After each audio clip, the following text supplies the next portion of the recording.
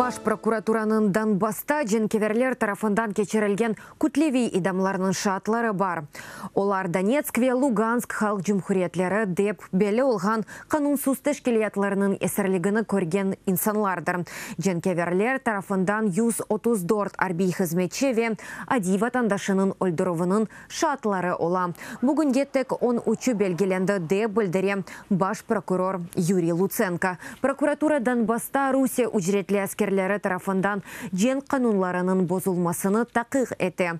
Эсерлик ве женкеверлерінің зулумындан кечкен 900-ден зияде инсан сораштырылды. Оларның сөзлерінден Славянск, Горловка, Макеевка районында күтлеви идамларының олғаны таздықланылды. Тақиқатчылар ондан зияде женкеверлер ве Русия ордусының арбий хизметчилерінің бужинеячилерге алақасыны тешкере.